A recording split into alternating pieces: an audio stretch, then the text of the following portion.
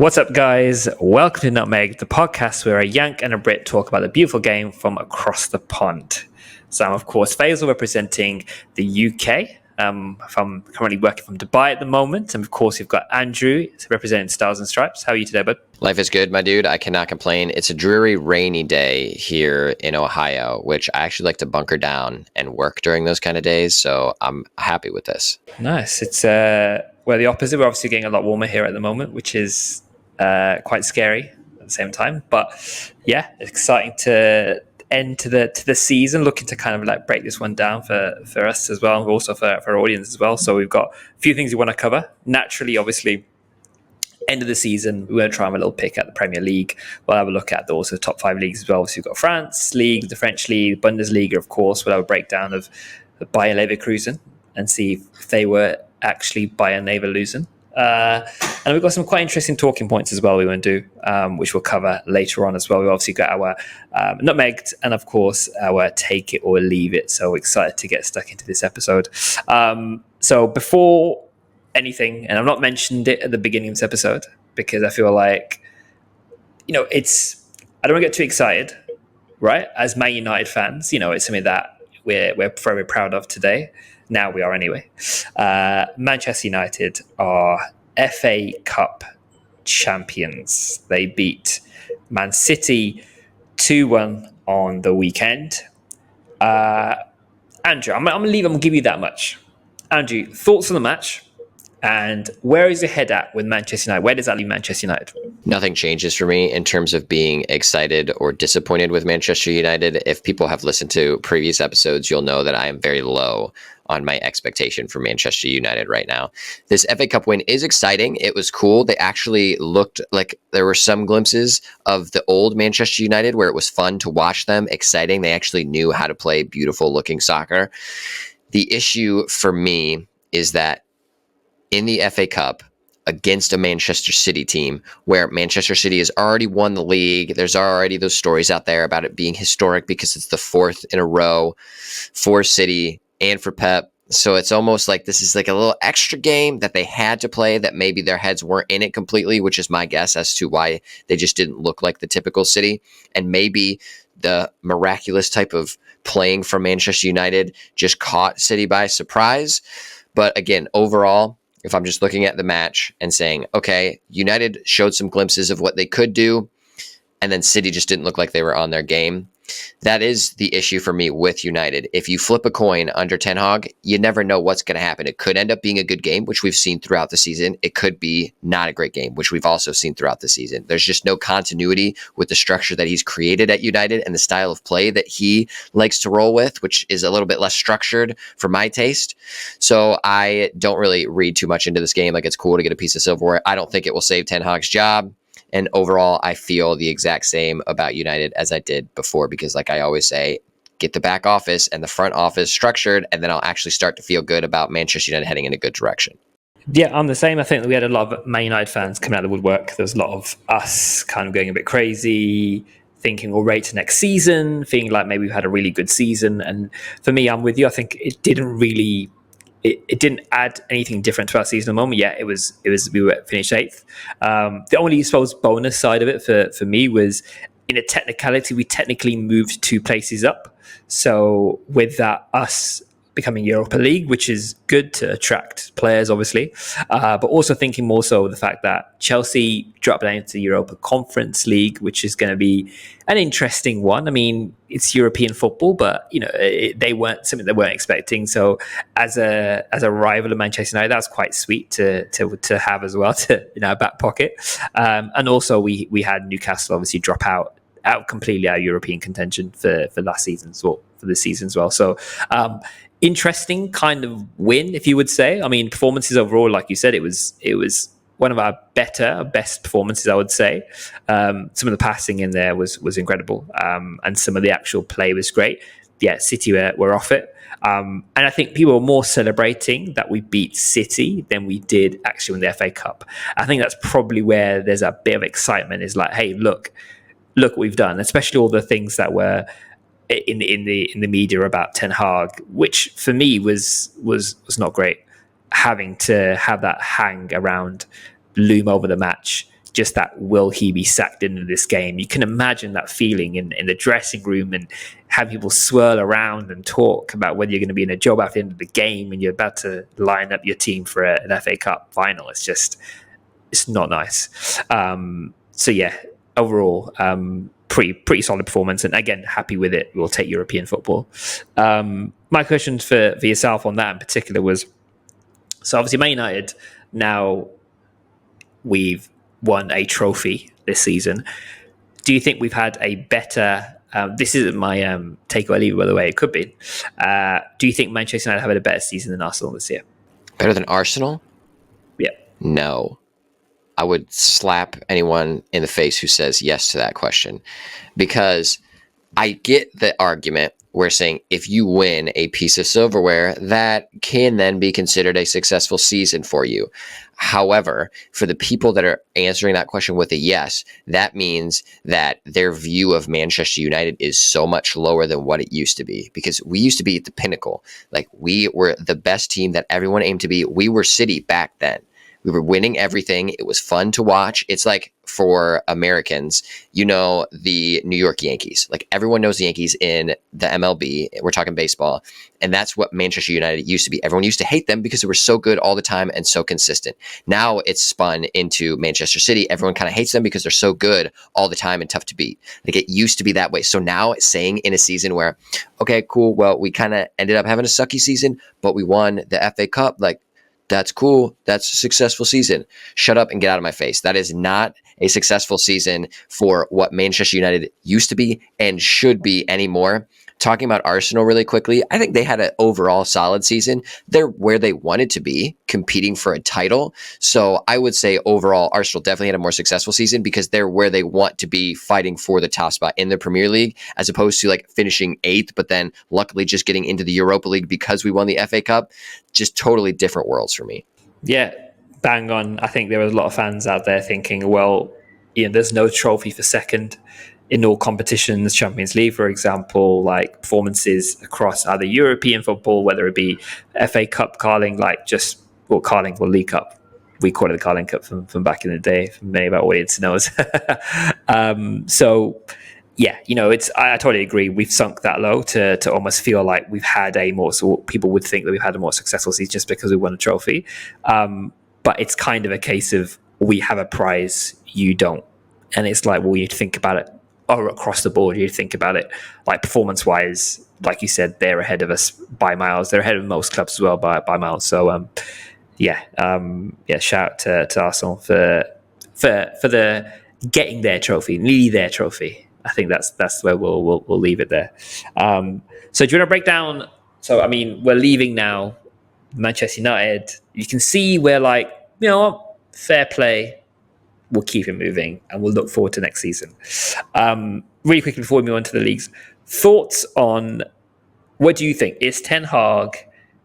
Are you in? Are you Ten Hag in or out? And then secondly, do you see him next season? Like, is that the plan for us? I have historically been a fan of keeping Ten Hag, and I am more of the ilk where I would rather give managers more time than they're typically allowed at clubs. Like, you see Poch agreeing kind of to be sacked, so that it was a mutual parting at Chelsea.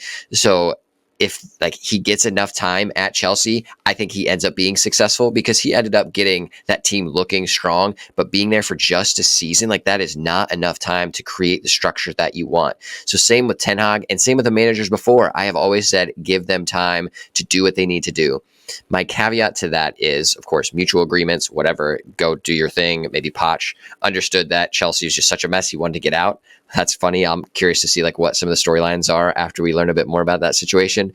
But with the Ten Hag thing, I just don't see his style of play working with, one, the current players that we have with Manchester United, and two, really in a competitive landscape in the Premier League. So again, I talked about his style of play in a previous episode, but in a summary, really quickly. He just doesn't like to maintain a lot of possession.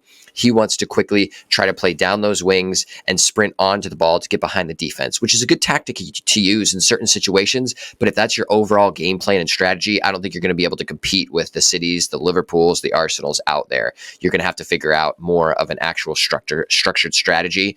So that's why, for me, I don't think he'll end up lasting throughout this offseason, and I prefer that he would not. This all conversation goes back to me saying last episode that it doesn't really matter what manager you bring in. Maybe you'll see like that manager bump, and I would like to see better strategy utilized with the players that we have. But overall, I'm not going to be excited about a manager until we get the back and front office sorted and we actually have management in place where it needs to be, so the structure of the club can end up supporting the manager as opposed to hurting it, which is currently what's going on right now. The structure is so important. As a club, if you don't have that foundation, it can really affect the backroom staff, but also eventually get into the first team. And it's really sad to see. We're hoping like some more positive things for next season. Before we get into the leagues, let's look at some of the bigger results that happened in cup finals, shall we say. The Europa League final finished recently. I think it was 2 weeks ago, last week I think it was. And it was, of course, Bayer Leverkusen versus the one and only Atlanta, which was not in the script. The result was not in the script. Andrew, do you briefly want to just sort of touch on that game for us? Yeah, it is a little bit disappointing because everyone, I think, other than Atalanta and their fans, wanted to see Leverkusen pull off the perfect season with having no defeats throughout, which would have been awesome. But it just goes to show you, so Leverkusen ends up losing 3-0 to Atalanta, and Atalanta just looked like the better team overall. And honestly, Lookman specifically looked like just an amazing player on the pitch and quite a solid player as well. Like, yeah, you just love to see players that you think maybe have passed the prime or their opportunity, the window where they could end up being a dominant player. But then Lookman coming in, scoring the 12th, 26th, and 75th minute to snag that Hattie. You love that. So cheers to our boy over there. And I think he's fit in nicely with this Atlanta squad. And this, again, I will continue to preach this. Atlanta are a good team, as obviously they make it to the Europa League final. Being able to do that, not necessarily with a star-studded squad, but a lot of good core players that know how to play in their system, that have specific roles that they can knock out. Love to see teams be successful with that model. With this being said, the scoreline is a little bit sad for Leverkusen, which is a little prelude to what we'll talk about in a little bit and my specific take it or leave it. But yeah, just not their night. And it goes to show you how difficult it is to do what they have done this season, to go undefeated for so long and to have injuries not be a problem, to have stamina not be a problem. But they were competing in so many different tournaments. And while they're also in the league at the same time, so it's just so difficult to do. And you could kind of see it's just at the end of the season, there's just a little bit missing. And you totally understand that after the amazing season that they had. So no shade to them. We wish it would have ended better for the narrative piece, but congratulations to Atalanta and Lookman. Love to see that. So up the boys in Italy. Yeah, you're right. Exactly. I mean, it couldn't put it any better. It was an incredible solo performance. If you haven't watched some of the highlights of that game, genuinely check it out. Lookman, some of the goals are fantastic. Just the conviction behind the ball. It felt like a guy on a mission, and it's really great to see for football. But also, it just really kind of almost shocked the world a bit. Really interesting to see that Europa to league final. Like I said, we'll break down, as you spoke about, I'm sure, by Leverkusen later on in the show in particular. We have the Europa Conference League happening this evening, actually, which is going to be Olympiacos versus Fiorentina. So still some more European football coming through. Of course, we have the biggest of biggest nights of European, the showstopper, the final curtain raising in terms of European football to end off the season is, of course, Borussia Dortmund take on Real Madrid, which is a juicy one. And perhaps maybe we'll see an upset too. We shall see. yeah, are you excited for that one? What are your thoughts? I'm excited. My last take it or leave it situation that I explained is I think Real Madrid will win handedly against Dortmund.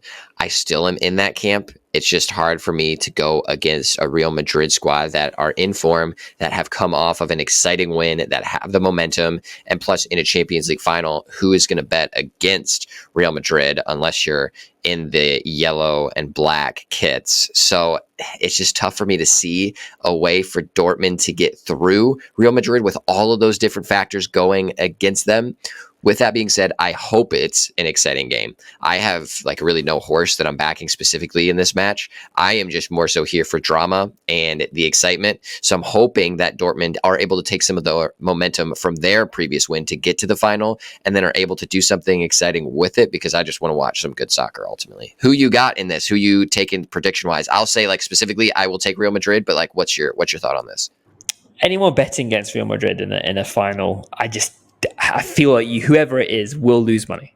It's just, I mean, this probably end up being clipped now on it and just be like when Dortmund inevitably end up winning. But I just can't see it happening at the moment. As much as perhaps Man United beating Man City, many people didn't see happening, right? Could it be a shot? I just don't. I just feel like, as I said before in the previous episode, it felt a bit like, for me, Real Madrid, their pedigree at cup finals and just the season they're having, and also to top it all off, Jude Bellingham is fairly untouchable now in terms of one of the most unformed players right now in the world, I would say, in world football. So I just don't see it happening, but it will be the shocks of, or genuinely all shocks. Not to sort of like any offense to Dortmund, but just how good Real Madrid have been. I just don't see it happening, but best of luck to them. I agree. I would love to see Marco Reus get his send off after winning the Champions League. So I'm definitely backing him in that corner. And like I said, I'll be happy as long as the result is some good soccer and it creates some excitement. So that's what I'm happy about. Do you want to break down the winners of each league now that we have our seasons fully concluded? Yeah, of course. We'll break that down. So let's start Italian league. Let's hit to the Italian league first. So top three out of there was Inter Milan, which I think a throwback, a good season, solid performances, and had a fairly, a good amount of points in comparison to AC Milan. So nice to see that Inter Milan AC Milan rivalry there, which is really great to see that coming back now as well. So Inter Milan 89 points. With AC Milan at 76 points, and Juventus on 54 points. So that's the top three there. Italian football in general had a very, very good season in terms of potentially having up to 6 teams in the Champions League next season, which will be really interesting and exciting to see. Obviously, Atlanta, Bologna as well having a great season, and then Roma bringing up that top 6. So that'll be the next season for football, which is great to see for European football as well. So excited to see how the Italian football does, and also how Italians do in the Euros in the European League, right? In terms of the upcoming Euros. So that'll be an interesting one to see. Well, I do have a soft spot in my heart for Italy because I actually lived and studied there for 6 months. So I always like paying attention to what's going on. And I stayed right outside of Rome. So anytime Roma does well, I'm happy. So I could have liked to have seen them a little bit higher up there, but at least they're tucking in the top 6. So happy to see that. But now let's turn our attention to what is probably the most popular and highest quality league of them all, chilling in England. We're talking Premier League.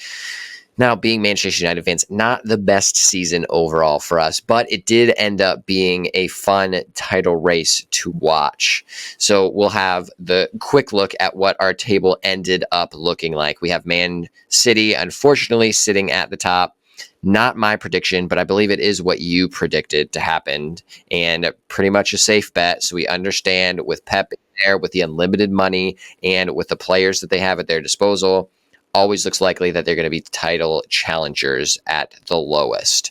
Then Arsenal, they're trying to push through, trying to claim that title after it's been maybe, 20 years since they have had their last title.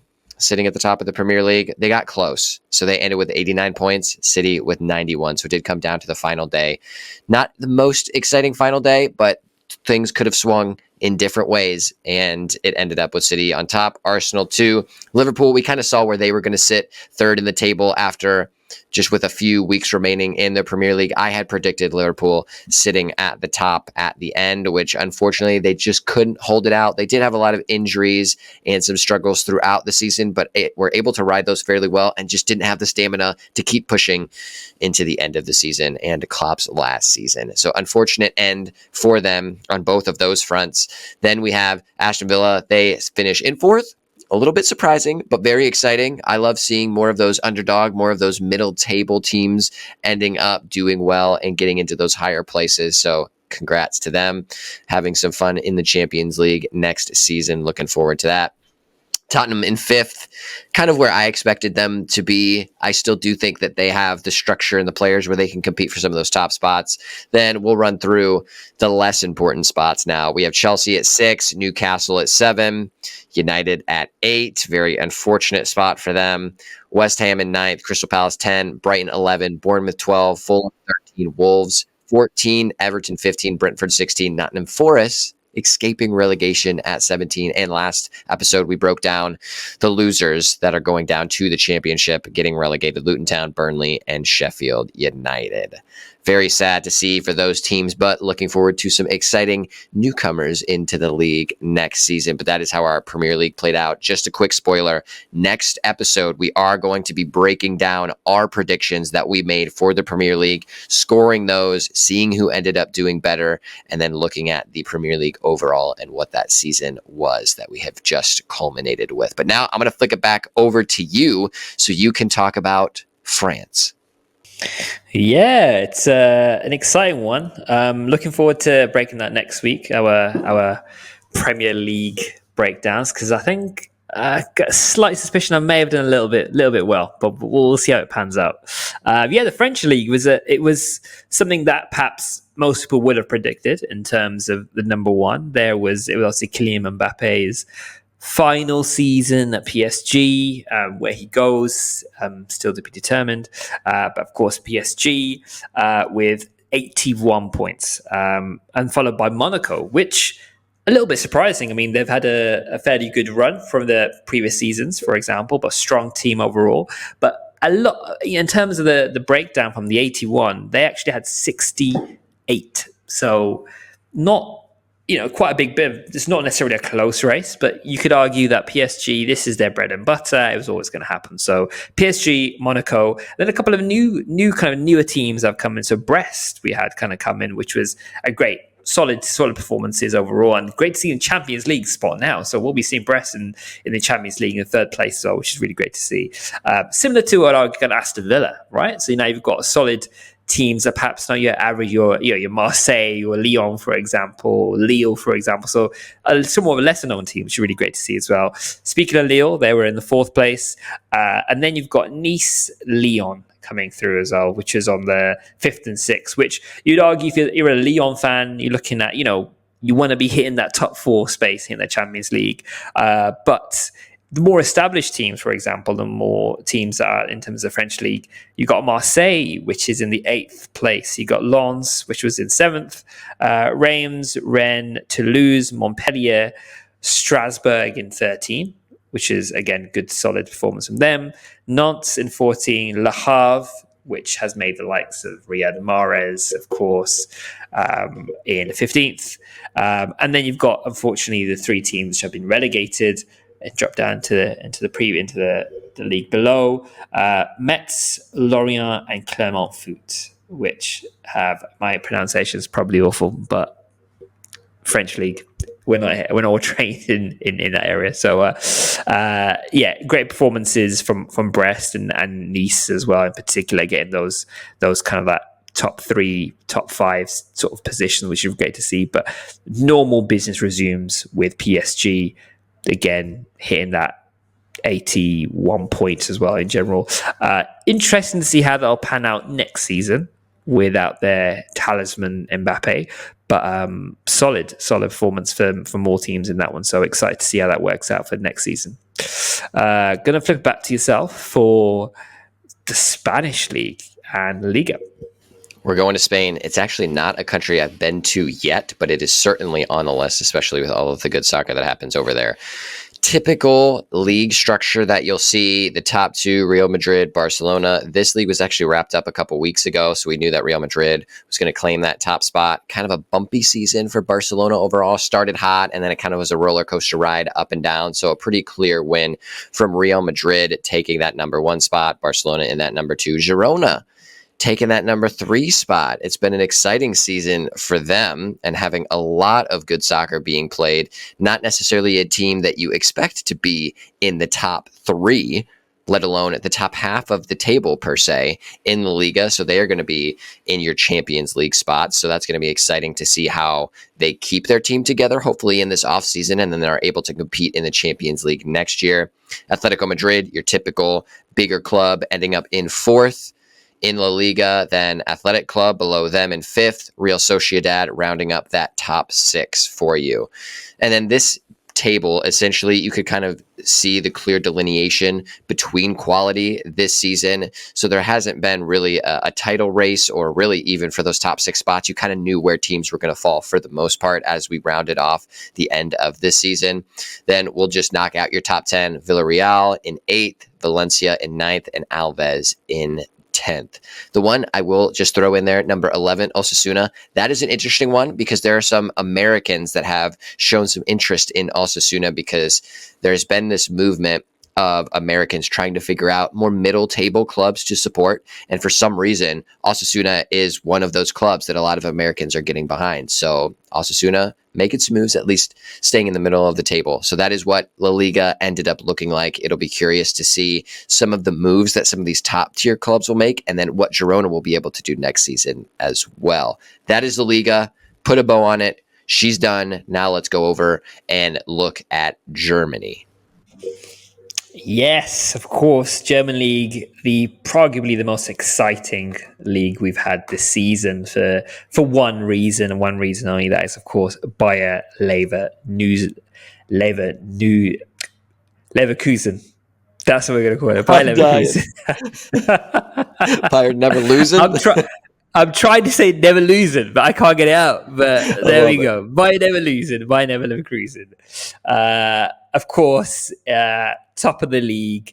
I'm just looking at the stats here. That is 0 losses, 6 draws, and 28 wins. I mean, incredible performance from Xavi Alonso. 90 points, top of the league, comfortable.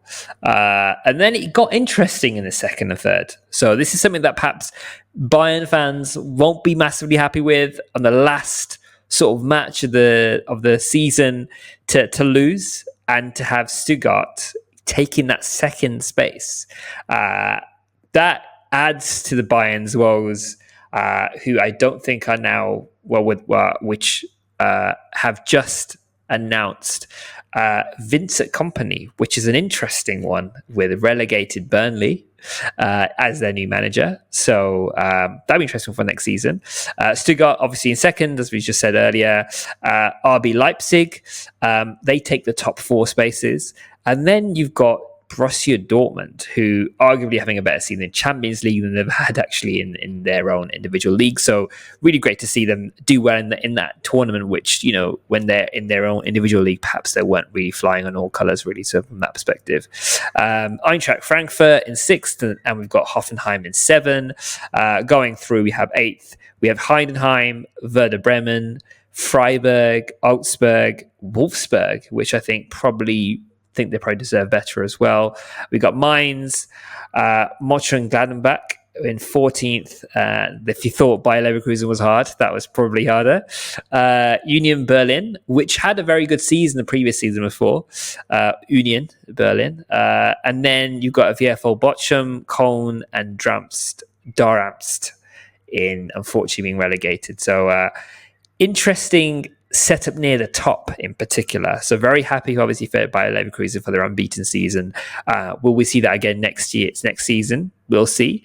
They still have Xavi Alonso for now. And there isn't many, from what we hear reports at the moment, many players as in leaving or being transferred at the moment. So it might be one of the few clubs not getting ripped apart, which would be interesting to kind of see. Bayern will be hoping to do better next season. So that'll be an interesting one to watch for sure. Yeah, excited to break that one down. Now, obviously, we've done all the leagues. It's been an interesting season, as we are here for. Bayer Leverkusen, you alluded to it earlier. You wanted to perhaps touch upon that in terms of your take it or leave it. Let's bring that. Let's nicely link that into the take it or leave it. What you got for us? Here is my take it or leave it. I'm interested to hear your opinion on this with your English bias. So here we go. Take it or leave it. The Bayer Leverkusen invincible season is better than Arsenal's invincible season. You taking it or you leaving it? So I had a feeling this may come up. So I've kind of seen this flying around social media. And my initial thought is, and I feel like this, I'm going to say it's a bit of a cop-out. A whole hands percent this is a cop-out. I just don't think you can compare the two. That's my initial thought. I know. I know. But let me break down why, and then I'll give you my honest answer, right? So the type of football and the brand of football is very, very different from both sides, right? Like the way we're playing at the moment and the way the performances and in terms of the way football, the strategies that have been implemented in both times, that in that kind of different periods, I feel like you can't really compare. However, I would, my personal preference, my personal, if you ask me, I just feel that Premier League team, that Invincibles league in particular, was an extremely hard league. That had the likes of Manchester United in, that had the Chelsea team, that had a solid, that's when Man United and Arsenal had a crazy rivalry. The Vieira, Mike Keown, it's a solid team in a very, very hard league, and the team around them were not letting them live, right? It was a solid performance. So for me, in comparison to perhaps the German league, where you've got arguably Bayern Munich probably weren't great, and were really the only real competition in comparison by Leverkusen, I would probably say the Arsenal team probably nicks it for me in terms of being the better of the two. But what Xabi Alonso's done with that group of players, them not all being stars, and Xabi Alonso being a less seasoned manager. Arsene Wenger was a senior manager at the time, right? Performances wise. So, but I would still say that makes me sound as if I'm saying football's easier now, but I'm not saying that. But I feel like the English Premier League was much harder in that time. So for the Arsenal to have the Invincibles and to have the league, the performance they did, for me, puts them above them. But again, you can't really compare them. That's what I'm going to say. Bit of a cop-out, but still on balance. Well, let me tell you why you're wrong on this. Okay. So I am going to absolutely say Bayern Leverkusen, their invincible season is much better than Arsenal's for multiple different reasons. So one, they stopped a league dynasty of 10 years. So Bayern Munich, 10 years just at the top, easily winning, tons of money, bringing in the top players. To stop that, big chunk, tough to do. On top of that, they only lost one game the entire season, and that was in the final of the Europa League. Now, if we go back and look at Arsenal, they lost multiple games in the different cups that they played in that season. They didn't even make it to the finals. So that alone, another check on the box for Leverkusen for me. Then if we get specifically into some of the details, that I did research on this because I do think that this is better, and I think the hype deserves to be more. There was so much hype when Arsenal did this. I think Leverkusen deserves to have more hype. Sure, it's out there. Everyone's talking about it, but I think it's just so impressive what has been done. So Leverkusen have won 82.4% of their Bundesliga matches this season, compared to the Gunners claiming victory in just 68.4% of their Premier League fixtures. So quite a disparity of Leverkusen winning more games overall during the season. So just another checkbox for Leverkusen. On top of that, your league argument, I would agree that those top tier teams in the Premier League during, I think it was the 2004 season for Arsenal when they were invincible, their competition at the top was more difficult than it is now. However, I think the Premier League is actually more competitive now than it used to be back then. I think some of those mid-tier teams and some of the lower bottom teams in the Premier League are actually a bit more competitive. So you see like Aston Villa actually making some noise in the Premier League now. I know you can argue maybe that's because the top tiers are just not as good as they used to be, but I think overall the competition level, at least from the bottom half of the table, has been lifted since then.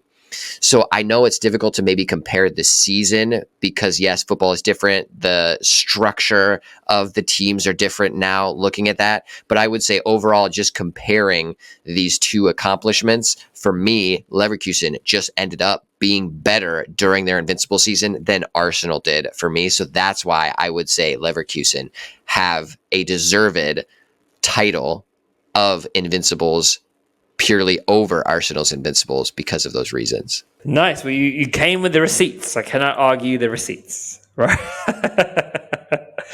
I mean, yeah, I'm with you. If you look at the numbers, for sure, right? If you're comparing victories, etc.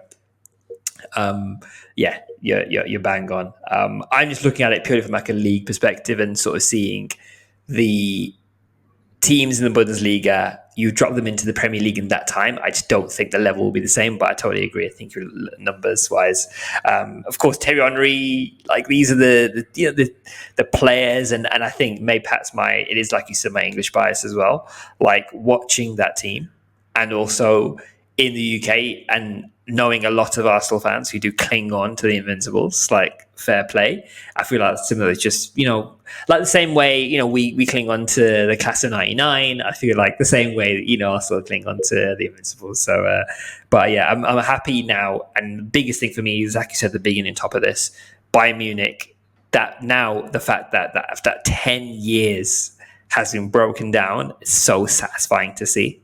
So either way, everyone's a winner in my opinion. So yeah, I love it. Let me break you into do you want to say something? Run it. No, take me. Oh, okay. Let me break you down to which again is an interesting one to kind of see, right? So I've got a stat here. So I was looking at Premier League. We're throwing it back to the Premier League now, and I'm looking specifically at days spent at the top of the table. Right, so in the 2023-24 season, right? So I'll start off with West Ham, where 2 days at the top of the league, right? So fair play, West Ham, right? Then it goes up to Newcastle, which were 7 days at the top of the Premier League. Then it goes on to Brighton, who we had a good start to the season. We were like, oh, fair play. De Zerbi did wonders out there. 7 days as well at the top of the table. Then it gets interesting, right? So you've got Spurs with 26 days spent at the top of the table. And now I'm going to leave it to you. I'm going to give it to you before I break this down. So you've got Liverpool, Man City, and Arsenal. Rank those in terms of who you think days spent at the top of the table. So you got Liverpool, Man City, and Arsenal. So who would you say you put down third? And I'll give you the numbers instead. I would say City is in third, because I do remember it took them a little bit of time to get rolling toward the end of the season. And we all know that they just have a second gear at the end of the season. So I'm going to put them in third. I'm going to actually have Arsenal first. And I know Liverpool had a good chunk, a little run. So I'm going to say Liverpool is second. How does that actually break down? Well, you're absolutely wrong. So, so what we got here is you have Arsenal on 76 days. Right, so Arsenal were third, spent 76 days at the top of the Premier League table, followed then by Man City, who had 78 days at the top of the league, at the top of the Premier League. Then Liverpool with 87 days at the top of the Premier League table. They let me down. So my question to you is, did Liverpool bottle the Premier League? That's a great question. I think I'm going to leave that, though, because I don't think they bottled it necessarily. I think that they were in the driver's seat for a while, and it really came down to injuries and just not having the depth quite yet to finish out a season the way that Manchester City does. And the only reason I'm going to say that they didn't bottle it is simply because going into any season that City has that second gear. So you have to expect and plan for that happening when there are the last 5 weeks of the season knowing that City will grind out those wins, and you have to be able to do the same. So I guess in the long run, they could have bottled it simply because maybe they've not built their roster appropriately to handle that final chunk of the season. But overall, it doesn't really feel like they were there to lose it. It just felt like they were always still needing to try to compete to be there. So if anything, I feel more so like Arsenal bottled it because they were in the driver's seat when it came down to some of those final game weeks of the season. They could have maybe fended off City a little bit better because I know they had some kind of crazy results where they lost like a game 1-0 with like 4 weeks to go or something like that, which could have been the difference. So I really feel like Arsenal were the ones that kind of shot themselves in the foot more so than Liverpool did. How do you feel? Yeah, I think from a numbers perspective, you can't lie. I think Liverpool, the fact how they were at the top of the league for so long, there's something's obviously gone wrong there. Like you said, injuries or like in terms of the club, something's happened there. But I think for me, and I think you've kind of said it earlier as well. For me, Arsenal's performances near the end of that league just did not read them justice. And it's that level. And I think for me, I think what I wanted to kind of my point in that initial sort of facts was I think not enough is said. I think a lot is said about Arsenal bottling the league. But really, you could argue that from a numbers perspective, Liverpool technically were in the driving seat for most of the year, right? So 87 days in the top of the Premier League and you end up third. I mean, that means there's a decline somewhere in the team, obviously, later on in this thing. But there's 87 up, there's opportunities there, and if they kind of clung on, they would have followed your prediction, right? In terms of the first in the league. So, but no, I'm with you. Like I said, it says a lot for Arsenal near the end of the campaign. They should have been better and really pulled it out of the bag really at the end of the season. Speaking of bottling things, I would like to get a little bit political with you very quickly because there is a new headline that came out a day or so ago about Borussia Dortmund's new sponsor. So they had like the 1&1 block sponsor. I don't even know what sponsor that is, so maybe that wasn't the best sponsorship from whatever company did that. But they have a new one that will go on the front of their jerseys upcoming season, and it is an arms dealer. So I want to kind of get your thought on what it looks like for sponsorships, because we've had this conversation before previously about gambling companies and betting type of organizations being main sponsors that are very public in the Premier League and other leagues around. So now we're getting into a space where an arms dealer is going to be a headlining sponsor of a very popular soccer club. How does that make you feel? Are you for that? What is the politics behind it? What's the vibe? For me, it doesn't surprise me. I think where there's football, there's money, and whatever the sponsor, as long as it brings in money for the team. I think, unfortunately, a lot of top executives are willing to look the other way. And I think if you look deeper into a lot of different clubs, there's probably other links which are probably less apparent than perhaps an arms dealer. But to say as well, in terms of where we are politically as a world, it's not the right tone at all, right? So if you look at the current state of play at the moment, putting that front and center for millions of people to see, for me, seems quite disrespectful to a lot of the world in terms of what's happening at the moment politically at the moment. So for me, it almost takes it another step. So you've gone from the alcoholic brands, for example, which from back in the day, the Carlsberg and those sorts of brands, where it was more putting that front and center, and then you go into the betting, and it feels like we're just trying to push the envelope here in terms of where the money is. Who's willing to pay them more, put you on the front and center of it. I think there definitely needs more governance behind this, because what is there to say that you're not going to have even more different brands, for example? Perhaps what would you say? I mean, you've obviously got countries, for example, like you've got what we talked a little bit about the sports washing element of it, right? Like, what is stopping then, for example, countries essentially putting their whole brand in front of it, and what stops them from doing what they're currently doing with arms dealers, right? You could argue that like certain clubs, for example, and certain sort of I'm trying to toe the line here. I don't want to sort of say anything in particular, but there are definitely clubs that perhaps are toeing the line when it comes to, say, money and where that money has come from, right? So it's an interesting balance, but like I said, wherever there's money, there's going to be people and clubs who are looking to sort of snap that up. Will it stop? I don't think so. Will it get worse? Probably. But there needs to be some form of governance on this. The steps taken by the betting companies in the Premier League is going in the right way. And I think other clubs and other countries probably need to follow suit. What are your initial thoughts? It's pretty much the same as yours. Money rules overall in the entire world. So then when it breaks down from governments and then it goes further down to organizations, like, money is always the top thing that everyone thinks about. And then you break it down even further, like, people work jobs to make money so they can do what they want with their time in life.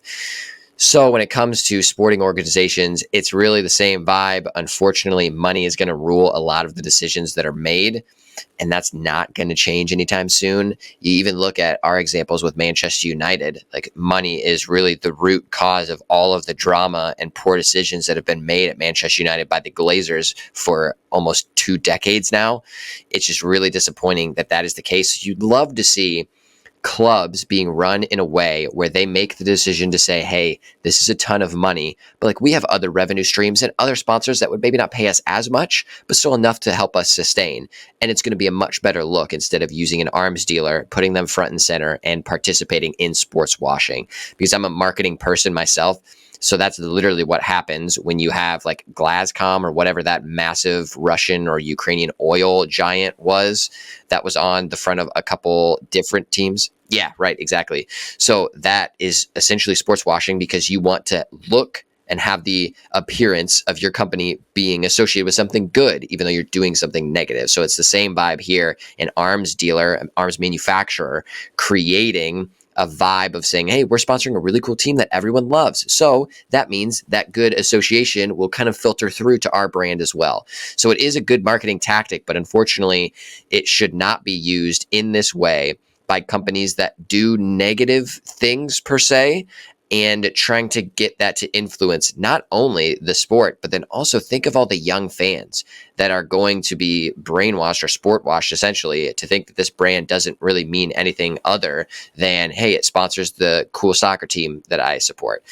When it all breaks down, again, like you had said, money is really the reason for all of these decisions. I wish there was some better governance, but we've seen even the corruption in FIFA and all of the different world soccer organizations. So I really don't have much hope for things getting better. It is cool to see some of the gambling things improving a bit. So that's at least one little glimpse of hope that maybe some things will change. But for me, the money is just so influential. So I don't really see anything changing like that anytime soon. And it's the same in MLS. MLS does have some more structures to prevent certain things from happening, but then you still see the corruption. There's no open system. All of it is influenced by money at the end of the day. So it's really the same everywhere you look, in every organization, in every country, even within our own communities. Like, money really does inspire a lot of change for the positive and the negative. Bang on. It's an interesting question because, like you said already, like, where does it stop, right?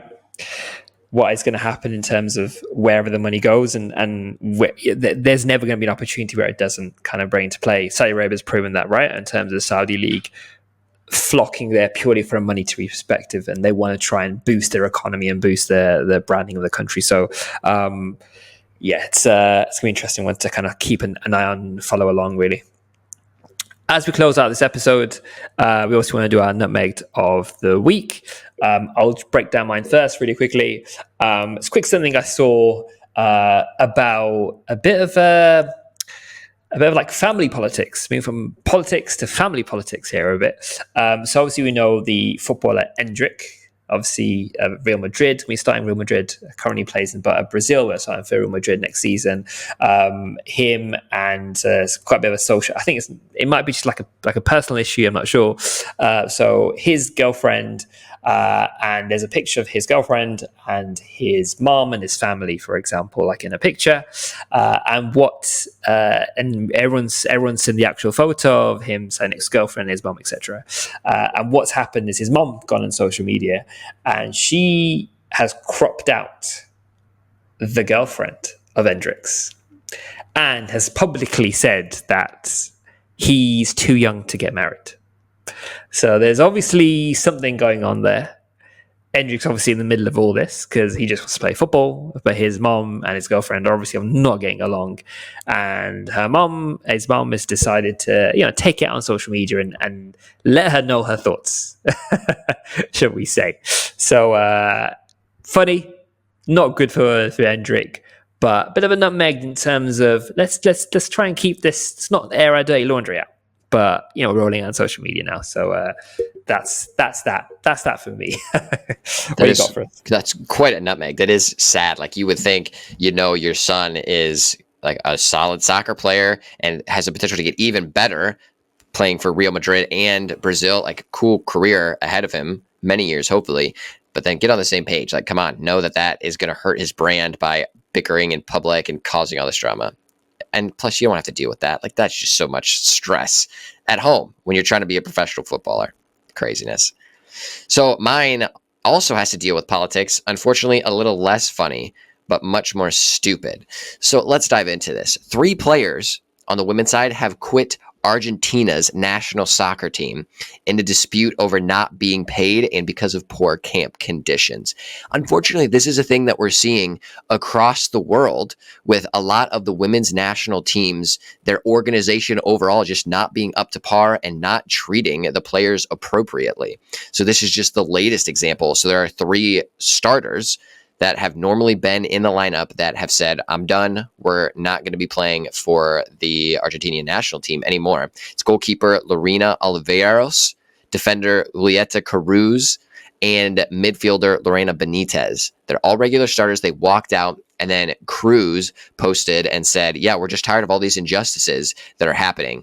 And technically, or not technically, I guess it could be technically, but what the person that is supposed to be the best ever Argentinian female soccer player, Estefania Benini, which many people have said is the best ever female player for Argentina, has come out and supported her 3 former teammates because she has also made the decision last year to stop playing for the national team. And just one example of all the terrible things that have happened is just like the stupidest thing, which is why I wanted to include this, is that during a national squad training camp, they've had sessions where they receive ham and cheese sandwiches and a banana. Like, that's the meals that they get during their national team training camps. Like, that is what we would give our high school players at Buckeye Valley High School after we come back from a game. Like, literally the exact same thing in little Ziploc bags. That's what they are giving to Argentinian national team players, is the same food and snack things that we were giving Buckeye Valley High School players. That's so ridiculous. Unfortunately, it has to be a nutmeg talked about. It's not a fun one, but it is just something that is so stupid that continues to happen on the women's side of national teams that should not be in the sport. So it's just a very unfortunate nutmeg that at least we can talk about, bring light to, and hopefully someday things will freaking change. I mean, that makes total sense. Like, yeah, it's such a disaster to see that in terms of for women's football. It's just really poor to see. And more needs to be done for sure. So I think that's hopefully going to improve with time, and I think we'll definitely get to that stage. But I think it's really poor to see, especially Argentinian men's football as well, in particular, being such the pinnacle of world football. To not have the same happen for the women's game is really awful to kind of see. So hoping there's some improvement there with time. Okay, so another jam-packed episode. It's been great chatting, obviously. End of the season now as well. Looking forward to breaking down our predictions. Looking forward to breaking down our league from the previous season, and we're looking to break down more football as time goes on as well. So it's been a pleasure as always, mate. We'll catch up again soon. Any final words?